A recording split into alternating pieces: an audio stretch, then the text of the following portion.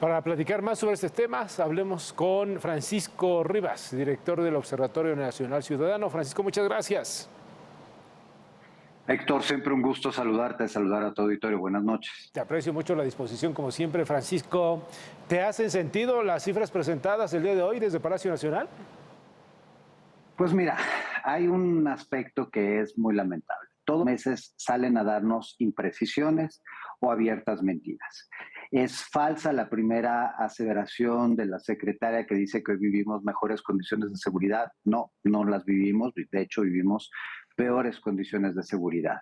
Es falso que estemos teniendo avances significativos en materia de seguridad, porque es cierto, tenemos una ligera disminución del homicidio, pero no en la magnitud en la que dice la secretaria, y omite hablar de todos los otros delitos. Es falso lo que dice el secretario de la Defensa, que la Guardia Nacional está teniendo grandes resultados, porque están tomando periodos muy cortos de tiempo y están omitiendo decir cuáles son las responsabilidades de cada una de las dependencias.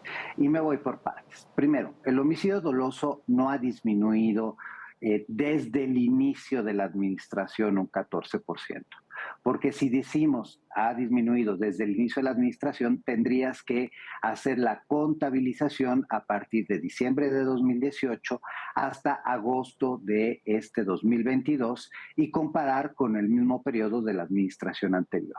Y si hacemos eso, tenemos un 60% más de homicidios, no tenemos ningún homicidio menos. Si comparamos los primeros 8 meses de este año contra los primeros 8 meses del año pasado, que es lo correcto por hacer, sí hay una ligera disminución de aproximadamente el 9% respecto a la meseta más alta en materia de homicidios de la historia de nuestro país. Es decir, entre 2019, 2020 y 2021, la variación de homicidios fue mínima. Y uno de los aspectos que omiten decir es que parte de la reducción de delitos fue efecto de una menor disposición, de una menor cantidad de personas en las calles. Es decir, la pandemia, no solo en México, sino en todo el mundo, tuvo un efecto benéfico para la seguridad de los ciudadanos, para la comisión de delitos. El otro aspecto que omite decir la secretaria es que paralelamente han desaparecido cerca de 60,000 personas en nuestro país, mismas que nadie está buscando. Y que si estuviesen buscando, probablemente los números de homicidios dolosos serían otros completamente diferentes. Y es sin antecedentes, o sea, estamos verdaderamente en los máximos históricos, precisamente en desaparecidos, pero estamos en máximos históricos en homicidios dolosos si consideramos desde el inicio de esta administración, estamos en máximos históricos en feminicidios y violencia de género, estamos en máximos históricos en extorsión, en privaciones ilegales de la libertad, en lesiones dolosas, en robo a transporte de carga, en robo a transeúnte, en robo en transporte público, en narcomenudeo, en trata de personas. Es decir, no vamos bien. Y eso sin contar los delitos electorales y la violencia electoral, que también en los últimos años ha estado en sus máximos históricos. Y por lo que refiere a las declaraciones del secretario general, pues la verdad es que ahí también hay que decir que el tema de las armas y de los delitos financieros y de ciertos decomisos, pues son de competencia federal. Obviamente, quien va a tener los mayores resultados, porque quien puede judicializar este tipo de acciones es solo la federación. Sí. Y aquí, pues sí, la Guardia Nacional ha crecido en términos a partir de su participación en labores de seguridad respecto a lo que hacía el ejército, pero hay que decir que si comparamos con 2018, estamos aproximadamente, es decir, si comparamos desde el inicio de esta administración con el mismo periodo de la administración pasada, estamos entre un 60 y un 80% menos de aseguramientos de drogas, de armas y de efectivo. Oye, dinos algo, Francisco.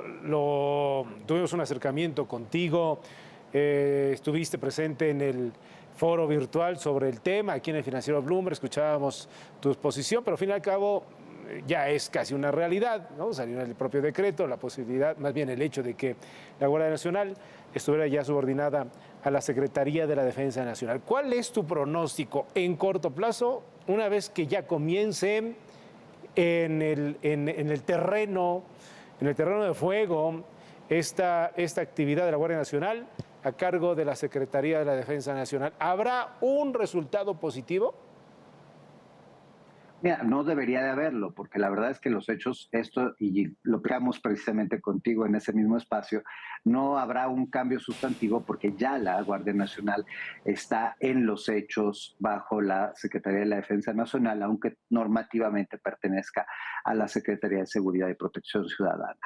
Uno de los aspectos que me preocupa es que en los primeros 6 meses de este año, solo el Ejército y la Guardia Nacional han crecido de manera desmedida el número de denuncias en materia de violaciones a derechos humanos. Son más de 2.000 violaciones, más de 1.000 cada una de las instituciones en lo que va en este primer semestre de este año. Entonces, yo lo que creo que va a suceder es un aumento en la impunidad, porque también con datos oficiales a la mano, los datos que mandó la misma Guardia Nacional al Congreso de la Federación, al Congreso de la Unión, nos dice que pues Guardia Nacional está teniendo resultados ínfimos, es decir, menos de 3.000 detenciones por año, solo 17 derivadas de investigaciones. Eso no es ningún resultado, al contrario, es un fracaso absoluto.